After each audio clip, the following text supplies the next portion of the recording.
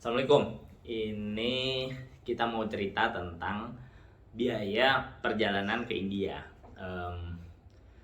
Dilakukan ya 2024. Jadi harusnya kurang lebih relate. Yang pertama biaya visa. Visanya itu gratis. Ada dibuat video terpisah. Sebetulnya videonya cukup pendek, jadi bisa dinikmati juga.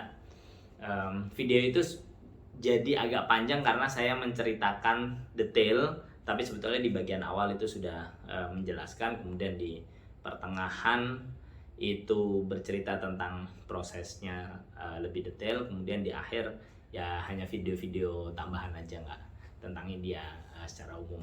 Jadi ya selamat menikmati lah. Kemudian jadi visa itu nol. Visa itu izin tinggal atau izin masuk ke suatu negara ya. Kalau di India kita harus mengurus itu dulu. Lebih baik tidak terlalu mepet itu let's say 1 bulan lah sebelumnya gitu ya. Karena kalau ada apa-apa biar aman. Itu satu, visa gratis. Sebelum visa tentu paspor. Ya ini hal umum banget.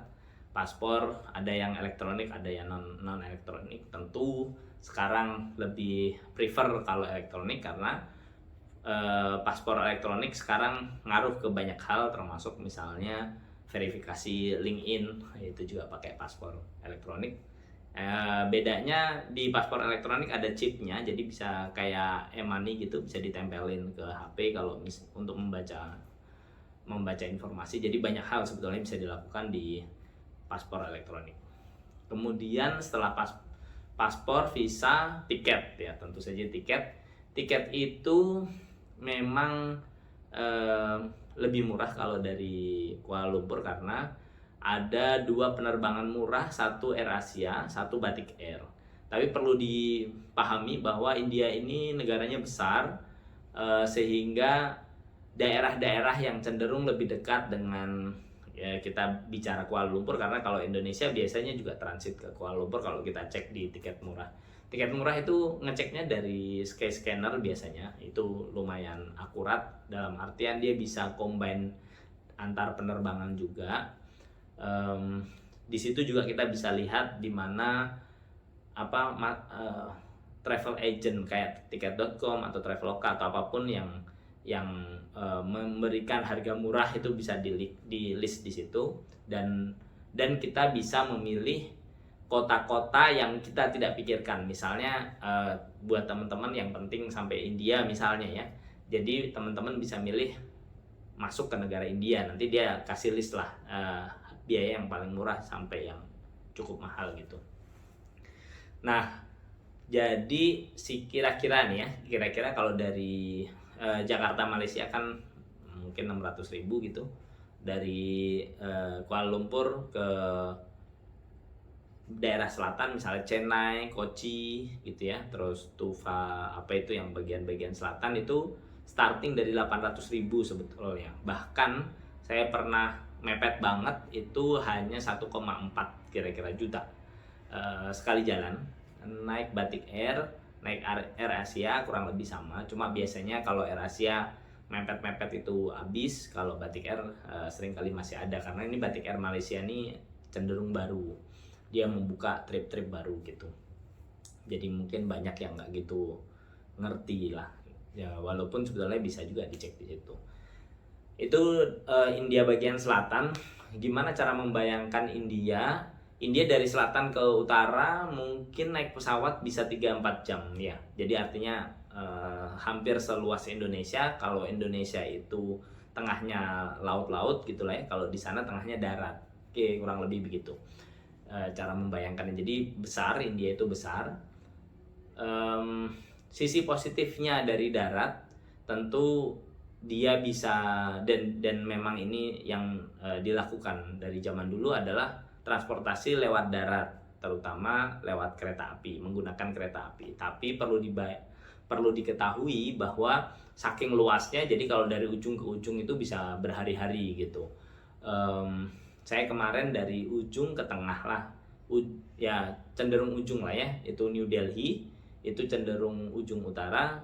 Naik kereta saya ke Hyderabad, itu agak tengah lah. Kalau Hyderabad dari Kuala Lumpur naik pesawat mungkin 1,3 gitu ya. Em, Kemudian kalau dari Kuala Lumpur ke Delhi sekitar 2.300.000 mungkin, harga normalnya sekitar itu. Ya tentu kalau makin mepet makin mahal harganya. Pesawatnya banyak dan kota-kotanya banyak, jadi banyak yang bisa kita pilih, semuanya sama, visanya jadi satu. Oke, sekarang kita runut apa yang sudah saya lakukan dan berapa biayanya.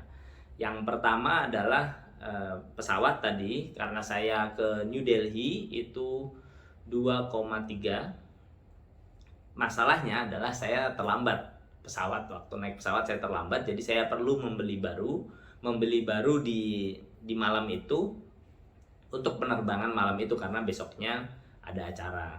Jadi malam itu saya beli ke Kochi yang masih ada dan penerbangannya lebih malam. Ke New Delhi itu penerbangan sekitar jam 7 ya. Jam 7 kalau nggak salah. Kemudian yang Kochi jam 11 malam. Jadi masih ada waktu saya untuk nyari tiket-tiket gitulah. Nah, dari Kochi ke Kochi itu tadi saya bilang sekitar 1,4. Dari Kochi ke New Delhi penerbangan dalam negeri sekitar 2 jam. Itu saya bayar sekitar 2,5 juta. Mepet juga ya, dalam artian mungkin biaya normal 1,5 mungkin atau sekitar itu. Artinya kalau kita hanya pergi ke Kochi di Kerala, provinsi Kerala, atau di daerah-daerah yang selatan itu, ya sebetulnya kita cukup mengeluarkan let's say 1 juta, tambah pulang pergi berarti 2 juta, terus tinggal di sana. Tinggal di sana itu lebih murah sebetulnya dibanding tinggal di Indonesia, walaupun nggak terlalu signifikan bedanya, tapi cenderung lebih murah. Artinya kalau sehari-hari teman-teman biasa hidup 100.000 misalnya ya, 100.000 ya berarti 100.000 dikalikan sekian hari gitu tinggal di sana, plus hotel ya sebetulnya 200.000 udah cukup, karena itu nggak terlalu kota besar, jadi ya ditambahkan aja gitu. Atau plus lagi tentu jalan-jalan. Jalan-jalan ini yang agak tricky sebetulnya di sana karena tidak semudah di Indonesia. Nyewa mobil, motor itu tidak terlalu mudah memang. Biasanya yang biasa orang lakukan adalah membayar taksi atau apapun untuk nganter gitu Kak, sekalian jadi guide ya, karena nanti mungkin di beberapa tempat agak tricky, walaupun sebetulnya nggak seserem itu sih, nggak seserem itu. Oke, berarti udah kebayang ya kalau misalnya kalian paket hemat jalan-jalan ke India. Kalau mau murah banget ya bagian selatan. Nah, sekarang permasalahannya yang suka kita lihat di video-video itu adalah bagian utara sebetulnya. Yang ya seperti yang teman-teman bayangkan lah, itu sebetulnya lebih banyak di utara. Contoh misalnya termasuk Taj Mahal, itu nama kotanya Agra, itu sekitar 3 jam dari New Delhi. Artinya kalau kita naik pesawat ya ke New Delhi. Yang tadi let's say cari aman 2,5 juta lah gitu ya. Kemudian Varanasi itu Sungai Gangga, itu perjalanan sekitar 12 jam naik mobil dari New Delhi, dan pesawatnya biasanya memang dari New Delhi, kemudian kalau mau naik pesawat New Delhi Varanasi gitu. Kemudian banyak kota-kota bersejarah itu memang lebih banyak di daerah New Delhi lah, di daerah sana, tapi selatan juga ini. Nah, perlu teman-teman pahami bahwa memang situs-situs sejarah lebih banyak yang bernuansa Islam memang. Ada yang bernuansa Hindu, tapi sebetulnya lebih banyak bernuansa Islam. Jadi mungkin memang harus memilih tuh sebenarnya maunya apa. Tapi kalaupun nggak memilih ya semuanya juga bisa kita nikmati gitu. Dalam artian bahwa situsnya Muslim pun besar sekali, situsnya Hindu pun besar sekali gitu lah ya. Dan kota-kota ini hampir semuanya historical. Oke, jadi itu versi sangat hemat. Kemudian apa yang saya lakukan waktu itu, karena waktunya mepet dan kita mau lihat ke banyak tempat, kami memaksakan diri untuk mendapatkan mobil sewa. Kenapa disebut memaksakan diri? Karena pada dasarnya tidak bisa nyewa mobil lepas kunci, itu di sana nggak bisa. Jadi agak sulit dan agak ribet banget lah untuk itu bisa terjadi gitu. Tapi alhamdulillah waktu itu kita bisa melakukan itu, sehingga kami landing ke New Delhi. Singkat cerita, kami nyewa mobil lepas kunci. Biasanya mereka mau nyewa plus sopir gitu ya. Ini kami lepas kunci. Nah, lepas kunci ini waktu itu kami sewa 3 hari ya, 2 kali 24 jam, jadi kayak 3 hari 2 malam. Hitungannya itu total sama bensin dan tol, karena tolnya itu embed apa ya, nempel lah di mobil itu. Kalau nggak salah sekitar 5 juta. Sebetulnya agak terlalu mahal, tapi kami nggak punya opsi lain, dan teman-teman juga boleh ngasih tahu kami kalau ada opsi yang lebih baik ya. Intinya kalau sesederhana nyewa mobilnya, kalau kita di Indonesia kan mungkin 400.000 per hari. Kalau di negara yang agak maju mungkin 800 ribuan. Ya ini ya kurang lebih segitu, sedikit lebih mahal karena sebetulnya mahalnya karena bensin ya. Bensin itu 20.000. Jadi mobil kami waktu itu sedan, sebetulnya sedan sederhana. Sekali ngisi itu habis sekitar 700.000, 800.000 rupiah gitu rupiah. Jadi itu yang bikin agak mahal, padahal perjalanan kami jauh banget itu kayak Jakarta, Jogja, Surabaya gitu lah ya, yang more than 12 jam perjalanan tripnya itu, per trip, bukan bolak-balik. Jadi 3 hari itu hampir full di atas mobil tuh perjalanannya gitu. Oke. Kemudian makan sebetulnya cenderung lebih murah ya, tergantung kita mau makan di mana. Rata-rata kami makan mungkin 30.000 rupiah gitu ya, sekitar itulah sekali makan. Sebetulnya untuk itu cukup mahal, maksudnya 30.000 standar kami itu harus berbentuk seperti rumah makan atau restoran. Jadi kami cenderung, karena waktunya sempit, kami juga nggak terlalu berani untuk nyoba yang di pinggir jalan banget. Tentu yang pinggir jalan banget bisa murah banget, bisa mungkin 5.000 sekali makan atau sejenis itu. Kami ya cenderung agak cari aman lah. Kemudian tadi udah perjalanan, plusnya kami nginep di hotel. Saya cuma semalam, itu kayak Oyo gitu, harganya 250.000 lah kira-kira.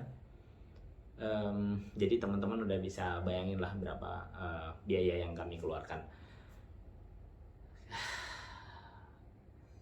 Tempat wisata itu cenderung nggak bayar, kecuali kalau mau masuk yang lebih dalam. Jadi kalau misalnya tempat wisata umum itu sebetulnya banyak sekali yang tidak berbayar, tapi kami cenderung waktu itu lebih banyak dari kampus ke kampus perjalanannya itu, dan dibantu oleh orang lokal untuk ditunjukkan tempat wisata yang cenderung gratis.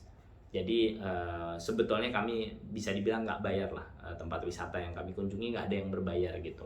Tempat wisata seperti apa ya, kayak makam,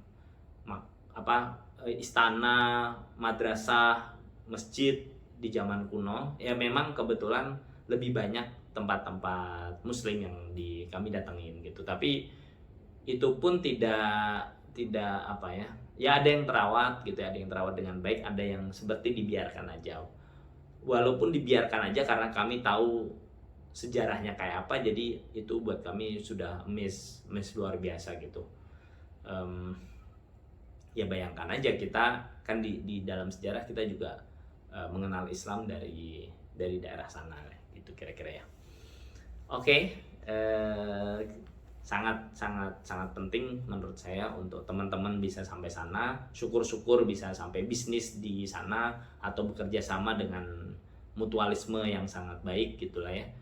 Menurut saya sangat mungkin sih, karena banyak kelebihan yang dimiliki oleh orang Indonesia kurang berkembang di daerah sana. Artinya kan potensi untuk saling bekerja sama itu sangat besar ya.